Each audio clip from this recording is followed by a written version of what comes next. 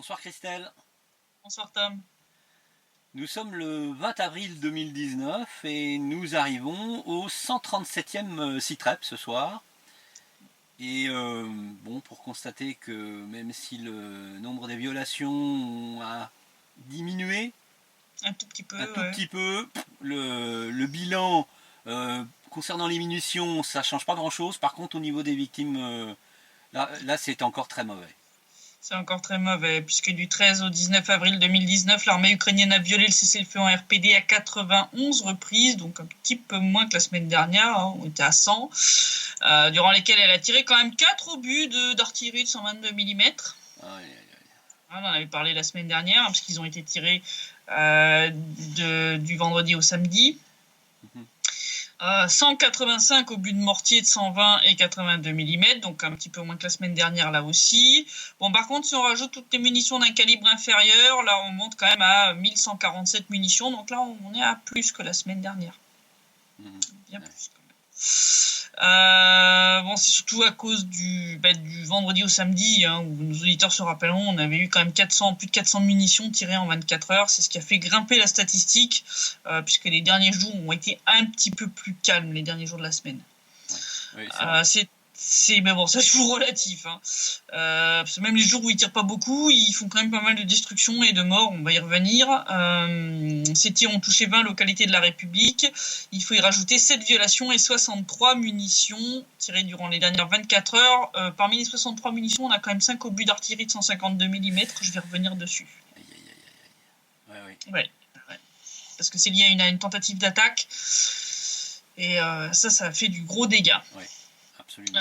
Cette semaine, donc je parle bien à chaque fois, quand je dis cette semaine, c'est toujours en gros du samedi au vendredi inclus, hein. C'est voilà, parce que là il fallait y rajouter les victimes d'hier soir, parce qu'en fait le bilan qui est fourni pour la semaine, il est fourni le vendredi vers midi, et donc l'attaque il était déjà mauvais, hein. Il était déjà mauvais, parce que parce que donc là du samedi, le samedi dernier inclus jusqu'à vendredi matin, on a eu quand même 5 soldats de l'RPD qui ont été tués quand même suite au tir d'armée ukrainienne, 4 blessés, et on a une civile qui a été blessée. Niveau destruction, on a eu 15 habitations qui ont été endommagées, plus une durant les dernières 24 heures. Donc là, au niveau destruction d'habitations, c'est une catastrophe. Concernant les armes lourdes, l'OSCE continue de noter l'absence de ces dernières dans les zones de stockage où elles devraient se trouver côté ukrainien. Je le rappelle. Et puis, elle en note d'autres présents trop près de la ligne de front, en violation des accords de Minsk. Et comme la dernière fois, les deux listes correspondent pas du tout. Donc on a des armes qui ne sont pas dans les zones de stockage et qu'on n'a pas trouvées non plus juste à côté de la ligne de front. Mais qui ne sont pas non plus sur polygone. Et puis là, des gros morceaux, hein, je veux dire, et c'est des de gros l'artillerie morceaux de très gros calibre, et en grand nombre, hein, ce qui est très inquiétant quand même. Hein. Ce qui est très inquiétant, donc on aimerait savoir où est-ce qu'ils sont passés. C'est la grande question. Parce que ont été notés quand même comme absents des zones de stockage 192 pièces d'armement lourd côté ukrainien. C'est énorme, hein. Là on commence à réapprocher des records.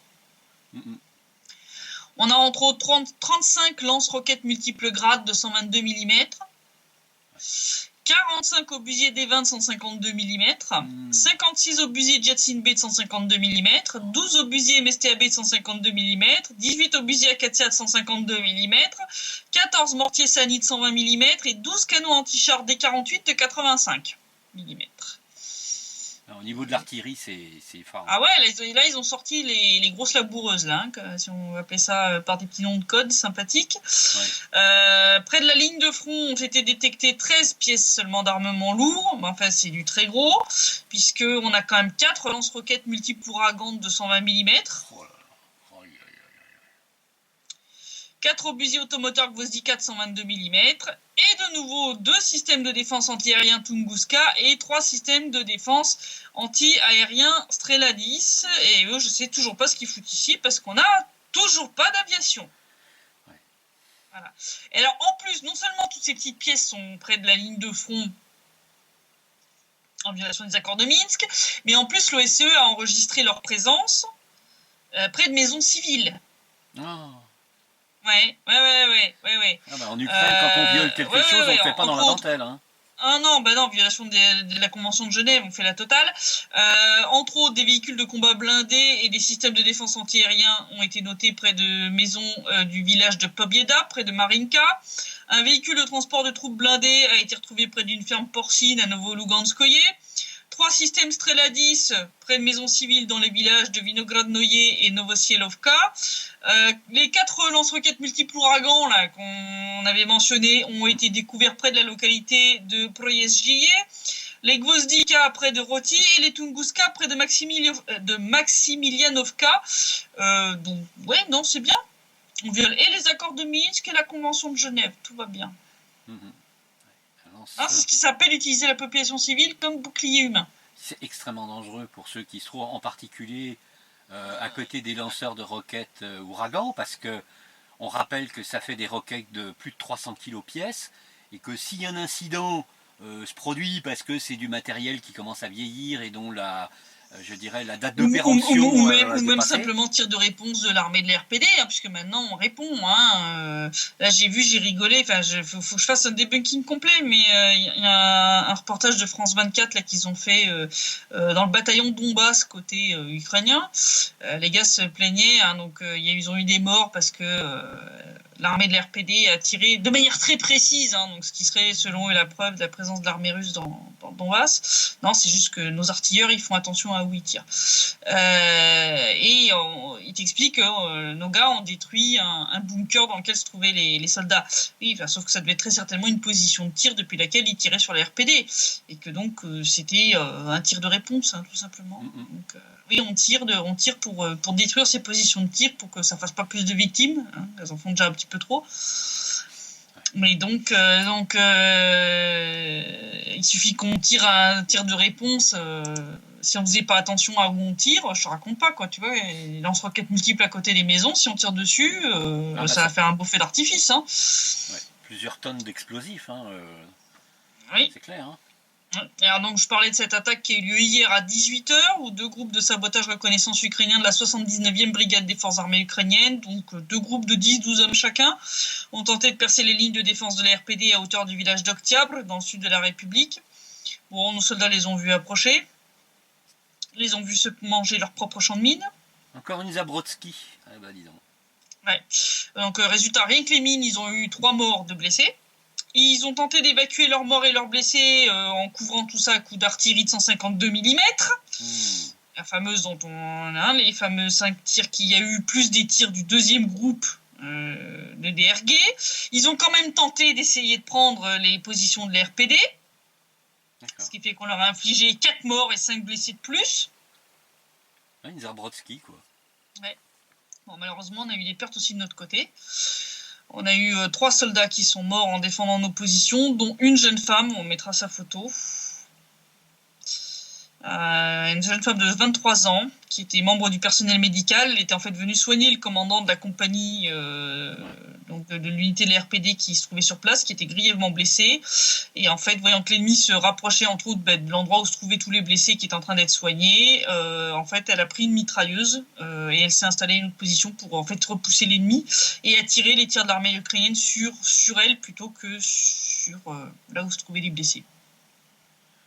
C'est une bien jolie jeune fille en plus. Hein. Ouais, elle s'appelait Lilia Egaliagerdeva et elle n'a pas survécu au tir massif. Ils ont tiré massivement sur sa position et donc Lilia est morte. Donc voilà, une jolie jeune fille de 23 ans qui avait beaucoup plus de courage que bien des gens masculins. Voilà. Mais voilà, c'est le genre de truc où on perd des gens formidables et c'est vraiment une catastrophe. C'est vraiment une catastrophe, il faut vraiment que ça s'arrête. Sur le plan économique, on va discuter de nouvelles sanctions. Puisque le 10 avril, le gouvernement ukrainien a étendu ses sanctions commerciales contre la Fédération de Russie. On ne change pas des décisions débiles. Ils ont décidé d'imposer un embargo sur le formol, le concentré de carbamide formaldéhyde, les ressorts pour wagons de marchandises, le matériel électrique pour les appareils d'automatisation et de communication ferroviaire et des conducteurs électriques pour les tensions supérieures à 1000 volts. Il n'y a pas aussi une sanction sur le concentré de sauce tomate aussi, non? Non. Non, parce que ouais, ça frise le ridicule déjà, hein. Oui, non, mais c'est ça, quoi. Et alors, en plus, ils ont rajouté aussi des sanctions sur les importations d'emballages en verre, donc y compris les pots, les bouteilles pour aliments et boissons, les autres conteneurs alimentaires en verre, qui représentent quand même un marché de 8 millions de dollars en 2018. Donc ça aussi, ça a été soumis à sanction. D'accord. Moi, j'étais pas loin avec mon concentré de tomate quand même, hein. N'était pas loin, non, non, non. En fait, c'est le pot qui contient le concentré de tomate qui est interdit. Oui. Ça devient débile.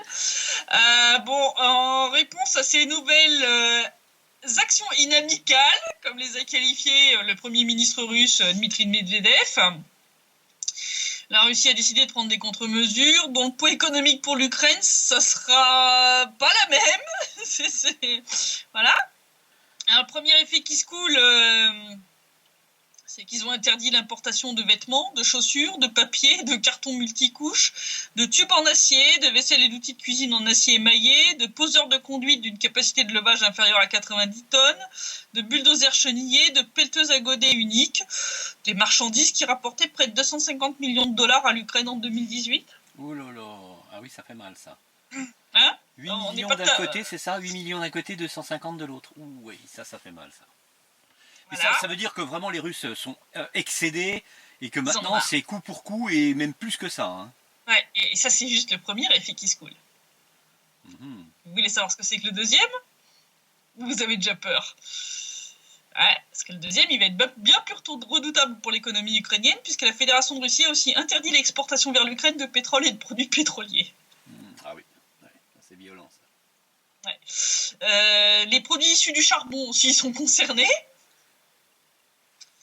Donc tous les produits issus du charbon et du pétrole ne pourront désormais plus être exportés vers l'Ukraine que sous réserve d'obtention d'un permis spécial du ministère russe du développement économique. Oui, autant dire, il risque pas d'y avoir souvent des autorisations annexes. Voilà. Hein. Ouais. Je pense qu'il y aura des autorisations pour le charbon qui va aller pour des centrales électriques, pour éviter un gros blackout immédiat en Ukraine. Mais en gros, pour le reste, ils vont pouvoir se torcher, quoi. Ouais. Je crois que ça va être ça quand même. Hein. Mm-hmm. Je rappelle quand même qu'en 2018, l'Ukraine a importé de Russie quand même 12,4 millions de tonnes de charbon, soit 10% de plus qu'en 2017, et ça représente quand même 40% des importations de charbon de l'Ukraine. Je vous laisse imaginer ils se mettent un les missile, conséquences que vont avoir l'arrêt total ou même partiel des livraisons de charbon russe. C'est autant se mettre un missile ouragan dans le pied. Hein. C'est à peu près ça, ouais. Parce que je rappelle quand même que les autres fournisseurs que sont le Canada, la Pologne ou les États-Unis, comment dire, ils n'ont pas vraiment la même grille de tarifs que Moscou. Hein, le charbon dans ces pays-là, il ne coûte pas le même prix. Ce qui veut dire que les Ukrainiens vont encore voir leur facture de charge communale grimper en flèche. Puisque je rappelle quand même qu'une partie significative de l'électricité ukrainienne est produite dans des centrales à charbon. Et que l'eau chaude et le chauffage, c'est aussi dans des chaufferies qui, pour beaucoup, tournent au charbon ou au gaz.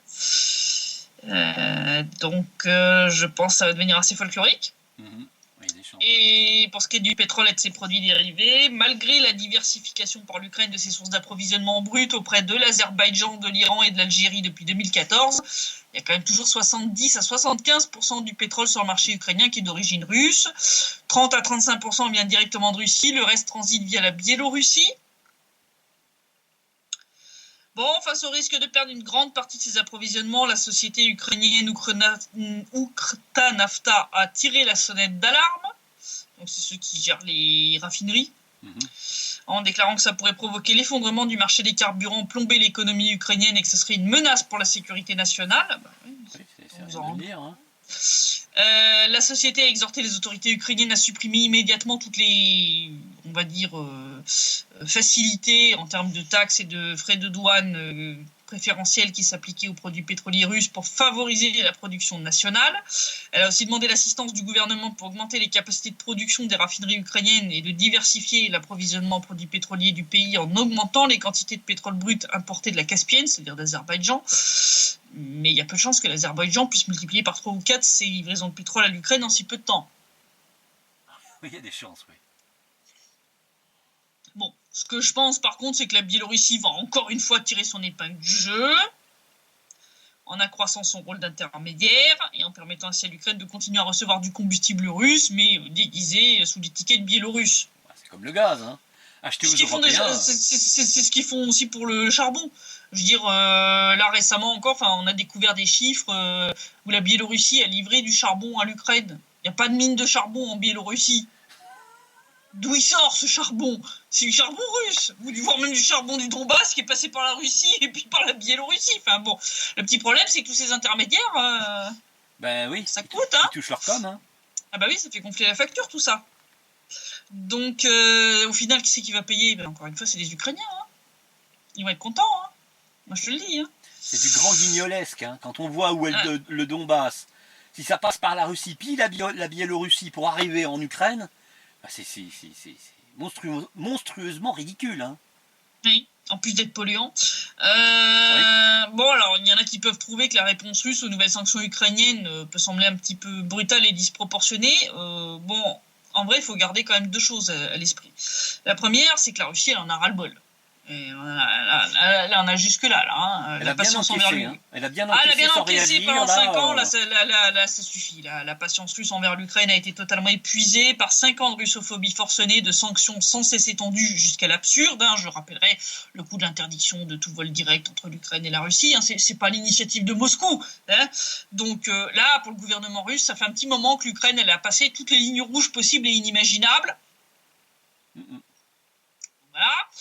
Et la deuxième chose, c'est que je rappelle, qu'est-ce que j'avais dit quand le traité d'amitié et de coopération entre l'Ukraine et la Russie a été jeté à la poubelle par Kiev? Je vous avais dit que ça allait se payer cher. Maintenant, il n'y a plus rien qui les retient. Hein. Il est fini, hein, depuis le 1er avril. Donc c'est fini la gentillesse et la patience de la Russie envers l'Ukraine. Hein. C'est terminé. Je vous avais dit hein, déjà quand Kiev avait dit officiellement on le suspend. Déjà la Russie avait commencé à envoyer 2-3 crottes de nez en direction de l'Ukraine. C'est là qu'ils avaient pris les premières contre-sanctions d'ailleurs. Je vous avais dit que c'était que le début. J'avais raison. Je vous avais dit l'Ukraine a autorisé la Russie à enlever les gants avant de taper. Pas de problème. La Russie va pas se gêner. Elle va leur faire payer au prix fort toutes les prochaines âneries made in Kiev. Voilà. C'est toutes ces actions dont le but c'est de faire de la communication auprès des néo-nazis ukrainiens en se foutant complètement du bien-être de la population. Pas de problème. La Russie va vous refoutre une bonne petite couche histoire que ça vous coûte encore plus cher, tu vois. Donc vous attendez pas à ce que ce soit la dernière. Hein. Des réponses comme ça, de la part de la Russie, ça va se multiplier. Hein. Là, si le prochain président ukrainien à la sortie du deuxième tour demain redresse pas la barre très vite, là l'Ukraine elle fonce dans l'abîme, hein, je vous le dis tout de suite. Ben, si c'est Porky à la faveur d'un monstrueux système de fraude, hein. Bah là, on se dirait quand même que c'est vraiment très très gros. Là, ça serait vraiment très très gros. On est plusieurs hein, à se dire que là, ça serait vraiment énorme, de Xavier Moreau à Dmitri Orlov. Mais bon, tout est possible hein, avec l'Ukraine, tout est possible, puisqu'en fait, comme le disait Dmitri Orlov, tout se décide en réalité à l'ambassade américaine à Kiev. Donc, si eux décident de couvrir cette horreur, ça passera comme une lettre à la poste auprès des Occidentaux. Mais bon, je pense quand même que ça serait trop. Là, je pense qu'il a quand même trop de retard. Il est trop loin derrière Zelensky. Et de toute façon, Zelensky ne changera pas foncièrement la donne. Et je pense qu'en Ukraine, ils ont bien senti de toute façon que le vent était en train de tourner. Je vais revenir dessus après. Justement, puisque nos auditeurs se souviendront que j'avais couvert l'année dernière l'arrestation de Vladimir Rouban et de Nadia Savchenko, donc la fameuse soi-disant Jeanne d'Arc ukrainienne, hein, qui revenue en Ukraine, sortie de la prison russe, avait fini dans une prison ukrainienne, c'était quand même magnifique. Elle avait montré un retournement de considération assez net. Hein. Et parce qu'en fait, je pense que c'est une vraie nationaliste. C'est-à-dire dans le sens où elle réfléchit au bien-être de l'Ukraine. De ses compatriotes, oui. De ses compatriotes, avant d'autres considérations. Donc effectivement, ça pouvait aller qu'en collision avec des gens comme Poroshenko, qui sont là que pour s'enrichir. Ouais. Et donc, non, c'est en fait pour ça, je pense qu'elle s'est rendue compte depuis sa prison russe que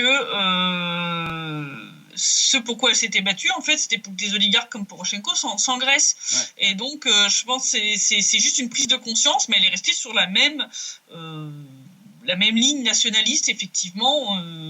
Il y a eu 2-3 trucs où, quand elle avait demandé, elle avait dit qu'il fallait s'excuser auprès de l'RPD et de l'RPL pour espérer mettre fin à la guerre, ce qu'elle a raison d'ailleurs.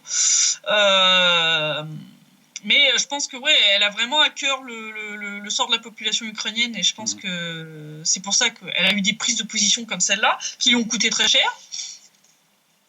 Puisque, donc, je rappelle, le 8 mars 2018, le SBU a arrêté Vladimir Rouban, qui était négociateur pour l'échange des prisonniers entre l'Ukraine, la RPD et la RPL, avec des trucs complètement bidons. Quelques jours après, c'était Savchenko, qui était convoqué par le SBU et accusé par le procureur général ukrainien Lutsenko d'avoir planifié des attentats terroristes contre la Rada et le président ukrainien. La Rada a levé son immunité parlementaire, et le 22 mars, elle a été arrêtée sur base de ces accusations complètement farfelues. Depuis lors, les détentions préventives de Rouban et de Savchenko étaient prolongées de manière automatique tous les 2 mois, si je te dis pas de bêtises, par les cours de Kiev. Plus d'1 an de détention préventive sans procès. C'est beau. Jusqu'à la nuit du 15 au 16 avril 2019, où la cour du district de Brovary à Kiev n'a pas prolongé la détention préventive de Savchenko et Rouban, qui arrivait à expiration le soir même à minuit. Ce qui fait qu'ils ont été libérés. Ils sont sortis libres. Ça ne veut pas dire qu'ils sont acquittés, parce que leur cas n'a toujours pas été jugé. Donc, les charges qui pèsent contre eux doivent encore être jugées lors de leur procès. Mais ils sont sortis libres du tribunal après plus d'1 an de détention préventive. Or, clairement, ces arrestations et leurs détentions consécutives étaient clairement politiques. C'est de la lettre de cachet, mode ukrainienne, mais c'est la même chose. Donc, pourquoi soudainement les libérer à la veille du 2e tour de l'élection présidentielle ? On peut se dire qu'est-ce qui a changé, parce que là, on ne comprend pas. Les sondages. Les sondages, parce que les sondages électoraux donnent Zelensky gagnant avec 72,2% des voix, contre 25,4% pour Poroshenko. C'est pour ça que je vous disais, là, la fraude, ça va être trop gros, là. Tu vois, grappiller quelques pourcents pour niquer Timoshenko, ouais, ça peut passer, tu vois. Ça peut passer pour une erreur de sondage. Parce qu'ils étaient au coude à coude. Ouais. Mais là, ils sont pas au coude à coude. Zelensky fait 3 fois le score de Poroshenko. Mais restons prudents quand même. C'est l'Ukraine, faut pas l'oublier. Ouais, c'est l'Ukraine, on s'attend à tout. Mais enfin, je pense que là, je veux dire, le président sortant a un retard impossible à rattraper. Son seul moyen de gagner, ce serait d'éliminer physiquement Zelensky. Ils sont lancés dans un concours de débilité. Il l'accuse maintenant d'être à la solde de Vladimir Poutine. Sa femme a été mise sur le site Mirodvorets. Je suis pas sûr que ça va changer grand-chose sur la gravité de la défaite. Non, pas vraiment. Qui s'approche de lui, Poroshenko. Parce que là, pour moi, s'il fraude à une échelle massive, il se prend un 3e Maïdan dans la foulée. Pour moi, les néo-nazis, là, ils vont exiger sa tête s'il fait ça. Mais même les Occidentaux, parce que tu peux très difficilement soutenir. Ouais, non, là, ça serait tellement énorme par rapport au sondage d'avant-élection que là, non, là, ça serait vraiment... voilà. Parce que comme le disait Xavier Moreau, j'ai fait son interview, je recommande à nos auditeurs d'aller l'écouter. Passer le premier tour en grappillant quelques pourcents, c'est une chose. Rattraper un retard de plusieurs dizaines de pourcents, ça en est une autre. Donc, clairement, Poroshenko a l'air d'être quand même bien en route vers la porte de sortie, et il semble qu'à l'instar d'Arsène Avakov, dont on avait parlé avec son retournement de veste éclair le mois passé, il semble que l'appareil judiciaire ukrainien se rende compte que bientôt les pressions et menaces de Poroshenko ne vaudront plus rien puisqu'il ne sera plus à sa place. Et qu'il ferait mieux d'essayer de se faire bien voir du futur président Zelensky s'ils veulent rester à leur place, eux, par contre. Dans le meilleur des cas, Dans le meilleur des cas. Ce qui semble étayer cette hypothèse, c'est qu'une autre cour de Kiev, celle du district de Shevchenko, a annulé cette semaine aussi le mandat d'arrêt par contumace et de recherche du journaliste Anatoly Chary, le fameux blogueur qui fait des vidéos très critiques contre le gouvernement ukrainien actuel et qui vit en exil depuis plusieurs années. Donc c'est un peu bizarre, tu vois, quand tu vois 2 cours différentes ils ont des informations que nous on n'a pas, tu sais, je veux dire... C'est clair, oui. Voilà. Ça a été commenté par l'avocate et activiste ukrainienne Tatiana Montian, qui a dit clairement que pour elle, c'est une libération politique. Pour elle, ceux qui ont obligé les juges à arrêter Rouban et Savchenko essaient désormais d'échapper au même sort. Quant au procureur général Lutsenko, alors il a essayé de mettre la libération de Rouban et Savchenko sur le dos du manque de juges, en blâmant les réformes du système judiciaire. Mais c'est toi et ton pote Poroshenko qui les avez menées, ces putains de réformes. C'est le résultat de vos conneries. Enfin, je veux dire, à un moment, assumez, quoi. Il a aussi accusé les juges d'avoir un manque de volonté de faire leur travail. Et il a accusé aussi le changement récurrent d'avocat par Savchenko. Bon, Tatiana Montian n'a pas mâché ses mots pour lui répondre. Elle a dit, Lutsenko est peut-être indigné, mais il vaudrait mieux qu'il pense à ce qu'il arrivera s'il venait à échanger sa place avec Savchenko. Ah oui. Et d'ailleurs... Et en gros, mon gars commence à réfléchir au fait que tu risques de finir toi-même en tôle. Oui, et d'ailleurs, tu vas nous en parler un peu plus tard. Mais... Ouais. Parce que j'ai pas eu le temps de faire un deuxième article sur ces autres trucs en cours, mais quand je vous dis que c'est une lame de fond et que donc je pense qu'en Ukraine, ils sont très très conscients que Poroshenko ne passera pas le second tour, c'est que donc en plus de ces libérations-là, on a aussi découvert que le Bureau d'enquête national ukrainien a ouvert une enquête contre le procureur général Yuri Lutsenko. Bah tiens. Le fameux qui avait été mis en place par Joe Biden, justement. Vous savez, on en avait parlé la semaine dernière. Oui, Joe Biden qui s'en était vanté. Ça a été vanté. Alors, il est poursuivi au sujet de la condamnation présumée illégale de l'ancien président Viktor Yanukovych pour haute trahison. Puisque je rappelle que le 24 janvier, un tribunal ukrainien a condamné Yanukovych à 13 ans de prison pour haute trahison, complicité dans une guerre d'agression de la Russie contre l'Ukraine, mais en même temps, il avait innocenté en termes de complicité dans l'atteinte à l'intégrité territoriale de l'Ukraine. Donc c'était un petit peu mitigé, mais enfin, il a quand même été condamné à 13 ans. Mais l'un des avocats de Yanukovych, Vitaly Serdiuk, a porté plainte en fait et a présenté, semble-t-il, des éléments qui ont poussé le bureau d'enquête national ukrainien à ouvrir une enquête parce qu'en fait ils ont apporté, semble-t-il, des éléments qui ont l'air de prouver qu'il aurait falsifié des preuves pour faire condamner Yanukovych. Oui, c'était ce qui était logique, il fallait bien incriminer Yanukovych. Voilà. Donc, il semblerait que donc là, ils veulent poursuivre Lutsenko pour violation de l'article 372 du Code pénal, partie 2, qui est la violation du Code de procédure pénale. L'avocat a déclaré que l'affaire a été fabriquée à la hâte. D'ailleurs, la preuve, c'est que les dates de tous les documents clés tombent pendant les jours fériés. Ah ouais. Effectivement, assez curieux quand même. Voilà. Il a aussi accusé Lutsenko de ne pas avoir respecté les exigences légales. Les accusations n'ont jamais été remises à Yanukovych en personne.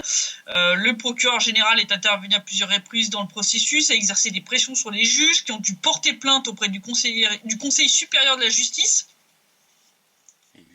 C'est beau quand même. Et il a violé plus d'une fois le principe de la présomption d'innocence à l'égard de Yanukovych. Donc, ça commence à sentir le sapin pour tout ce petit monde. Oui. Et il n'est pas le seul dans le viseur de la justice et c'est pas le seul cas qui va lui tomber sur la gueule.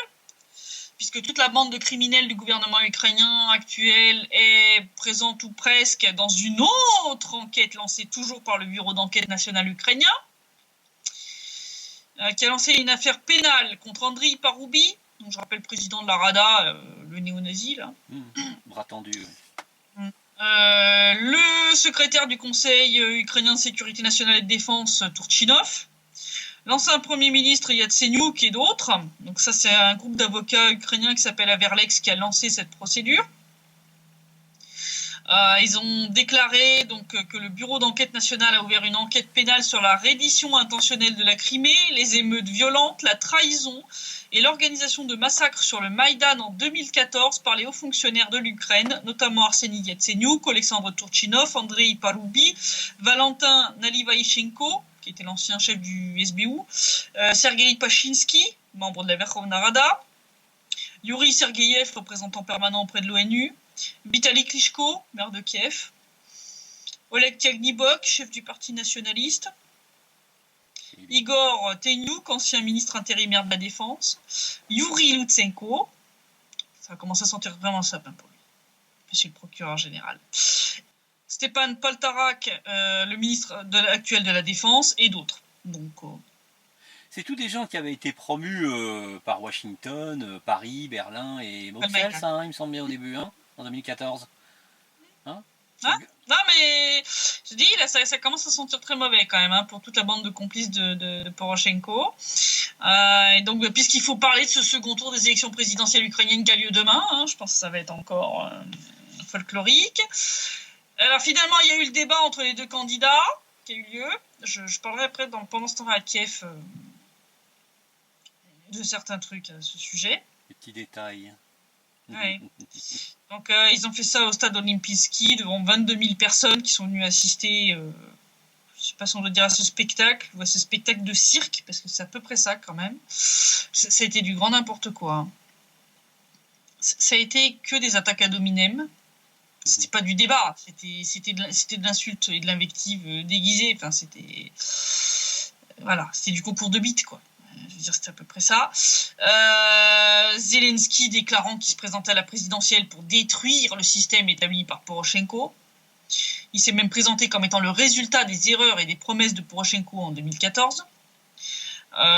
Porky a contre-attaqué en disant que Zelensky est faible, inexpérimenté et qu'il sera incapable de diriger le pays. Il a aussi attaqué sur le soutien que Zelensky a de Kolomoïski. Hein. Il a dit « Volodymyr, vous avez dit plutôt que vous êtes un chat dans un sac, mais vous n'êtes pas un chat, vous êtes un sac rempli d'oligarques. » Il ose. Il ose. Et il me semblait que Poroshenko était lui-même un oligarque. Oui, c'est même indiscutable. Hein. C'est même indiscutable. On pourrait mentir à l'insu de mon plein gré. Zelensky l'a pas loupé dans sa réponse. Hein. Il a dit « Je ne suis pas votre adversaire, Petro Alexeyevitch. » Oui, parce qu'en russe, on utilise le patronyme, on utilise rarement le nom. Prénom plus nom, on utilise prénom plus patronyme. Je suis votre sentence. Il était à deux doigts de lui sortir, je suis votre némésis, quoi, tu vois. Enfin, je veux dire, c'est flippant, hein. Dire, on sent le côté théâtral, tu vois, le côté showman, tu vois. Vous m'interrogez sur la guerre, nous sommes actuellement en guerre, et vous, en tant que commandant en chef, vous devez y répondre. Pourquoi la guerre n'est-elle pas encore finie ? Et blanc dans ta gueule, ça c'est fait. Une bonne bouse. Ouais, il n'a pas répondu. Zelensky aussi, donc j'avais dit, il avait demandé aux citoyens ukrainiens de lui transmettre des questions qu'il voulait voir poser à Poroshenko pendant le débat. Donc il en a posé certaines. Hein, donc, il a utilisé ce matériau pour coincer Poroshenko dans un coin. Donc, entre autres, il a demandé à Porky pourquoi le pays le plus pauvre d'Europe était dirigé par le président le plus riche. Effectivement, on peut le demander. C'est une très bonne question. Il a demandé comment une personne pouvait survivre avec une retraite de 1500 grivnias, c'est-à-dire à peu près $55. C'est sûr que c'est pas grand-chose. Non. Bon, Porky a refusé de répondre aux questions de Zelensky, en déclarant que, parce qu'il n'avait pas pris la peine de les écrire, de les transmettre par écrit à Poroshenko. Oh là là, les arguments. Vous voyez le niveau du débat quand même. Hein. Le niveau 0 du débat. Voilà. Hein, bien sûr, Porky a fait porter toute la faute sur la Russie. Hein. Tout ce qui va pas bien en Ukraine actuellement, c'est de la faute de la Russie. Hein, voilà. Et il a osé dire, alors ça j'ai hésité à le mettre dans le pendant ce temps à Kiev, tellement c'était énorme. Tenez-vous bien. Il a sorti qu'avant son arrivée au pouvoir, le pays était dans une situation pire. Oh. Ah, ça ose tout. Hein. Ça ose tout. Hein. Voilà. Il a aussi affirmé qu'il était parvenu à accroître la solidarité internationale avec l'Ukraine. Non, tout le monde n'en a plus rien à foutre de l'Ukraine. Les gens en ont marre en Europe, j'en parlerai après. Non, mais il a osé. Hein. Je sais bien que les cons, ça ose tout, c'est même à ça qu'on les reconnaît. Mais enfin là, c'est quand même... c'est grossier. Hein. Ouais. Grossier. Bon, Zelensky a bien sûr déclaré qu'il va lutter contre la corruption dans le pays, emprisonner les fonctionnaires corrompus, peu importe leur affiliation politique ou leur statut. Ça en réponse à la question sur la nationalisation de la private bank en Ukraine. Donc c'était cette banque de Kolomoïski qui avait été nationalisée après des magouilles. Sauf que Kolomoïski a obtenu d'une cour ukrainienne la reconnaissance du fait que cette nationalisation était illégitime parce qu'elle n'a pas été faite de manière légale. Et donc là, Porky, il commence à suer là. Il a déjà pris son billet pour les Maldives. Ça s'est poursuivi en mode délirant tout le long. Ah oui, ça aussi, j'ai hésité à le mettre dans le pendant ce temps-là à Kiev, parce que Poroshenko a osé sortir quand même qu'il fallait éviter l'arrivée au pouvoir d'oligarques. Ah oui, Il a osé.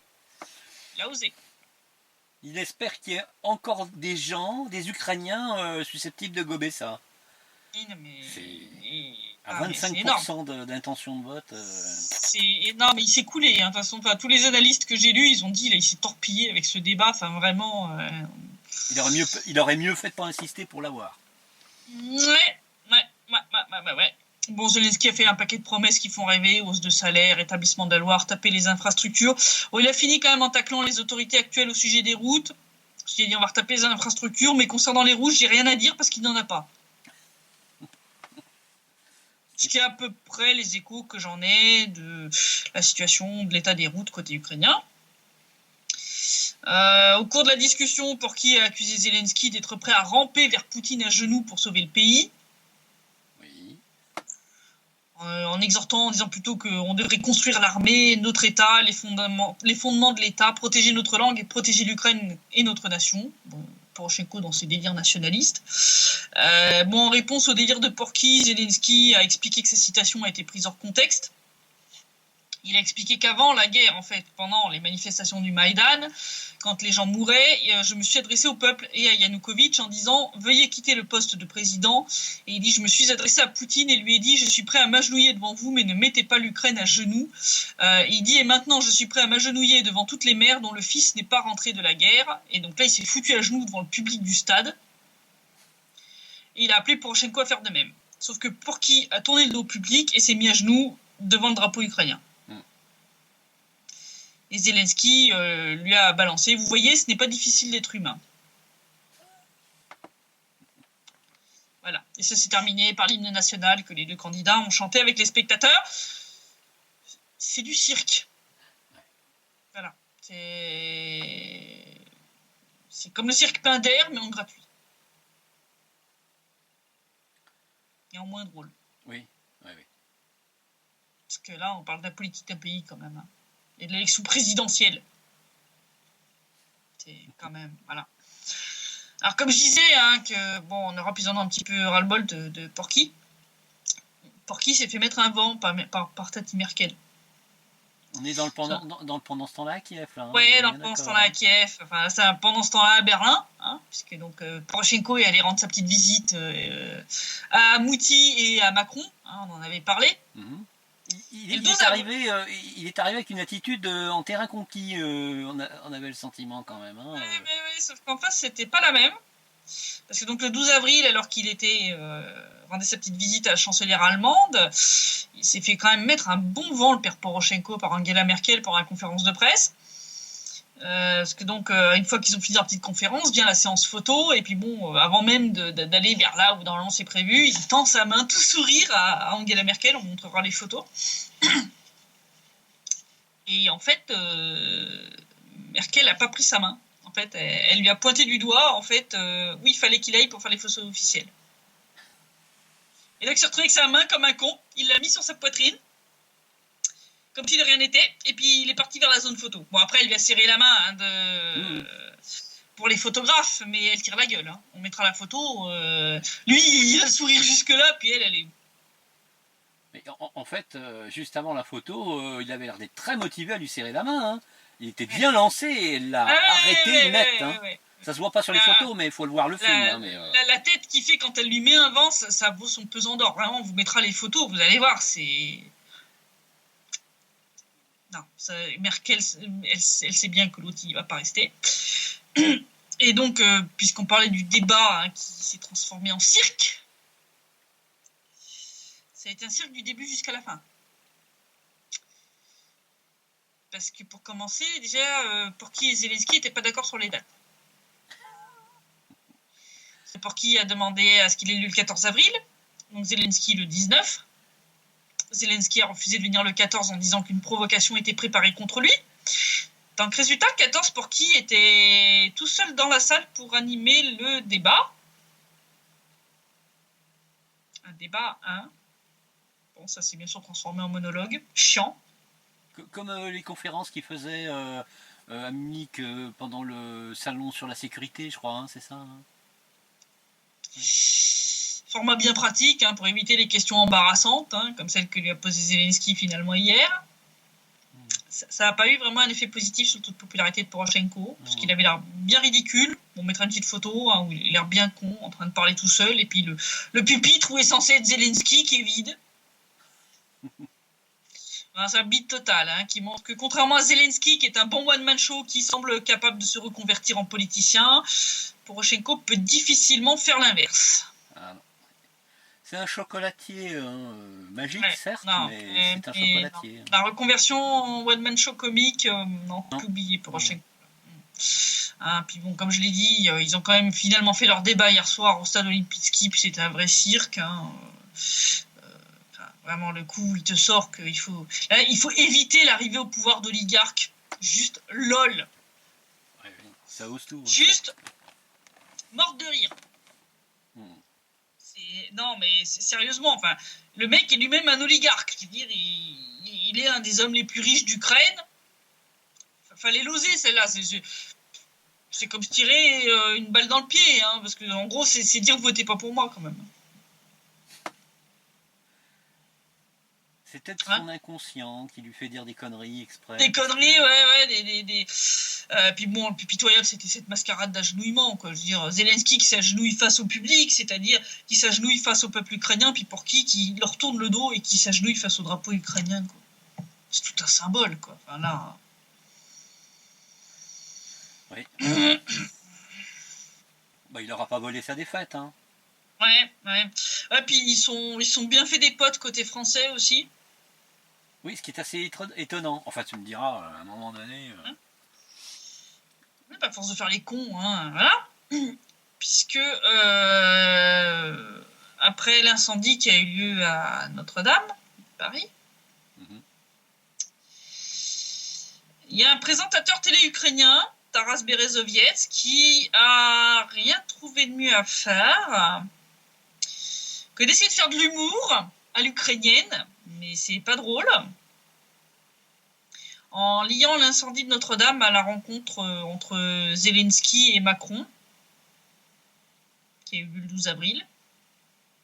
Il a dit, je cite, « Emmanuel Macron a eu la chance qu'après la visite de Zelensky, seule la cathédrale Notre-Dame a brûlé et pas l'Élysée. » Ouais. Ah oui. Cerveau de poulet, hein.